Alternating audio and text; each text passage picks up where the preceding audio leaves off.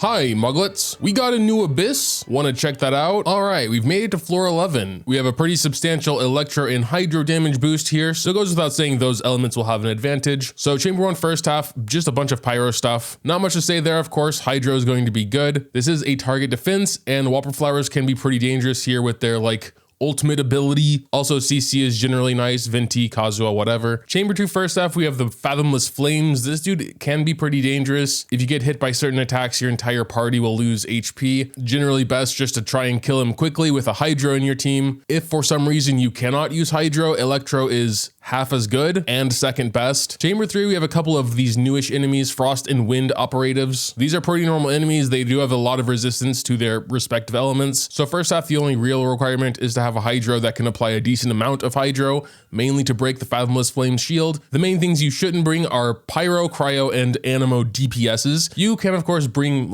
Animo supports like Kazuha or Venti for CC here. Moving on to second half, we just have these Ruin dudes. These cannot really be CC'd, so save your CC for first half. Basically don't bring a physical DPS here because they have a lot of physical resistance. In second half, we have mainly the primal constructs. These things are generally weak to Electro, but also if you have a Dendro and can apply Quicken, that also helps disable them and prevent them from going invisible, which gives them a lot of resistance. And Chamber 3, we just have the Vishap here. Has physical and Hydro res. Other than that, nothing too special. In my experience, the first chamber with the defense ley line is usually the hardest, so we're gonna mainly build our teams around that. Having a Hydro main DPS, of course, would be the best. We can go Nuvolet, Child, Ayato also works. Extra Hydro's also not bad. Kazuha for some CC, and then we can just round it off with a healer like Baiju. I know this isn't the most F2P team ever, but no matter which characters I use, not everyone's going to have the same units I have. For second half, we'll probably just go Shogun International. This does utilize mostly 4 stars. All right, starting with the defense ley line here, we're just going to, do the rotation. Most important here is to CC them with Kazuha. Try and mostly prevent them from doing a ton of damage to it. We're already at 77%. Geez, they just go absolutely insane on this thing. This side usually is a little easier at least, so we'll see how it goes. I don't know where the fourth enemy is currently. Oh, okay, there he is. This guy should mostly just be focusing on me and not the defense totem. So yeah, honestly, this side barely touched it. Moving on to Chamber 2. We have 2 Abyss Lectors. Okay, that's a little harder than I thought it would be, but let's do what we can here. Yeah, I mean, you have to first get rid of all their HP and then they'll get their shields. Again, it's mostly just important to have a good Hydro. Doesn't necessarily need to be a DPS because once they're in their shield phase, it's just a matter of applying enough Hydro to get rid of it. You got to be really careful to avoid this guy's attacks because he can do a lot of damage. And then we have all these constructs, which with Shogun or pretty much any other, decent Electro, even Fischl would work. I don't think will be a massive issue here. And then we're ending it with one of these Eremites, which is definitely on the tankier side. Moving on to the final chamber, we have the operatives. It looks like just one of each. Ooh, but they do a lot of damage. That is insane. One of them's gone. So yeah, they do a lot of damage, but they don't seem super tanky. Second half, we just have the Vishaps, which are generally not a big deal. Yeah, there's nothing really to say about these guys.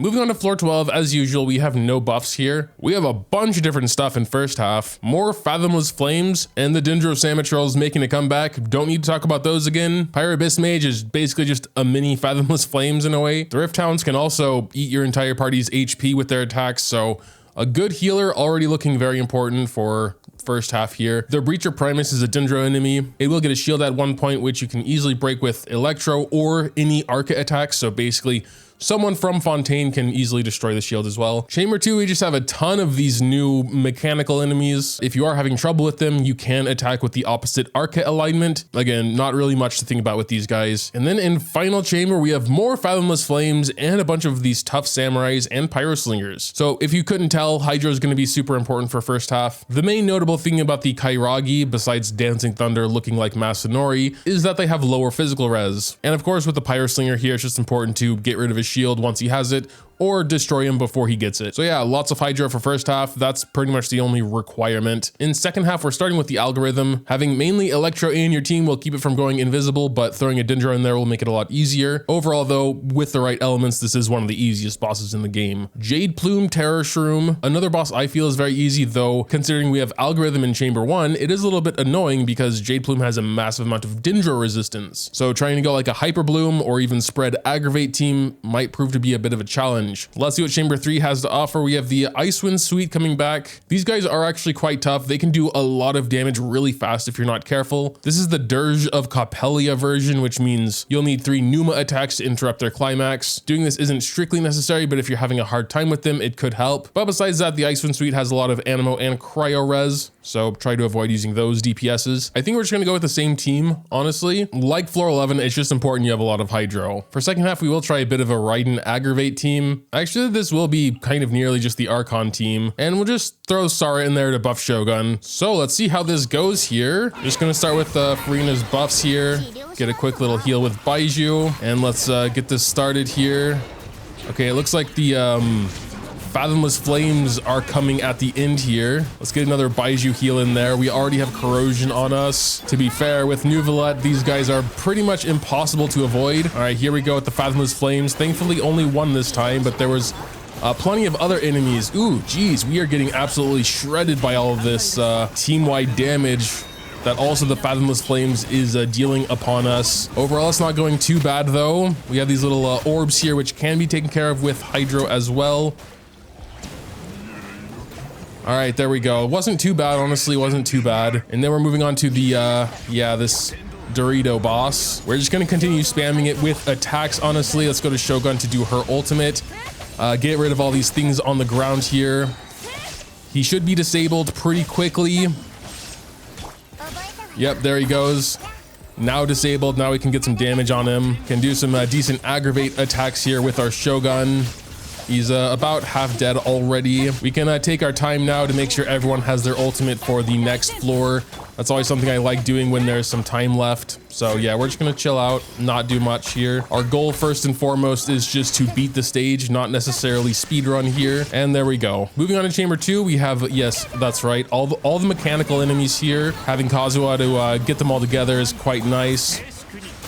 Then we can blast them with Nuvolette. Gonna go and do Nuvolette's burst, but not before re-swirling the Hydro on all these guys and probably just getting some healing here. We can reapply Furina's ultimate and get her E out once again. And maybe this will do it here. We need a little bit more, but honestly, now is another good time to try and get as much energy as we can back before the stage ends. Just take our time here. We made pretty good time. It was about a minute, so I'm not too worried that we will need more time for this side. Even though this is Jade Plume now, so it might be a little harder, it should be okay. Let's go ahead and do a Shogun Burst here. We should be able to get some decent damage on him right now for a few seconds. Jade Plume is disabled, kind of just stunned there. Jade Plume is stunned for a very long time. I'm not sure why exactly that is. I don't remember Jade Plume being stunned that long. I guess it was just the aggravate or the spread. Anyway, final chamber here. Yeah, we have multiple different enemies here, starting with the Kairagi Samurais. Oh, and we have the Pyro dudes back there. We're not gonna really worry about them right now, honestly. We're just gonna try and destroy both of these samurais. Yes, frame perfect death, nice. These guys will probably get their shield before we can delete them, but it doesn't really matter. We have plenty of Hydro in our team. As a matter of fact, they didn't even get their shield, but now we have two, count them, two Fathomless Flames. These guys will be pretty hard. Gotta make sure we keep that healing up. All right, one of them is going into the shield phase. We're gonna try and get some damage on this one now. Like with Furina in our team, we're already constantly losing HP. So when we get hit with this guy and get that little mark on us, that makes it obviously a lot worse. I wish they would come a little closer so that we could try and remove both shields at once, but they don't want to do that, it seems. This is actually taking quite a long time. If they would just get a little bit closer to each other. Okay, well, there goes one anyway. Let's just take care of this one real quick. But dang, we almost needed 2 minutes for this floor. That's pretty crazy. Really hope this side can do some good stuff here. We unfortunately didn't have Shogun's Burst, so this took some time away from us here. We had to leave Shogun Burst early because Zhongli's shield got deleted. Those guys do so much damage, it's crazy. Especially when you're close to them, they'll do like shockwaves. And those shockwaves can really hurt. We only have 25 seconds here, but they're almost dead, so I think we got it, actually. Yes, okay, so that was the new Abyss. Comparing to last floor 12's Abyss, I would say it's maybe slightly easier, but not too much, mainly because of second half just being bosses, and typically those are easier to deal with than the multiple enemies like Fathomless Flames. In my opinion, first half of Chamber 3 was the hardest. It took me the longest, and it's just super dangerous with the double level 100 Fathomless Flames there. First half in general seems to be the harder half, like the Doritos, kind of a joke. Even Jade Plume's not so hard. So I'd say definitely reserve your better team for first half if possible. But yeah, tell me what you think about the new Abyss in the comments down below. Dropping a like or subscribing to the channel if you enjoy is always greatly appreciated as well. Thanks, as always, for watching, and until next time.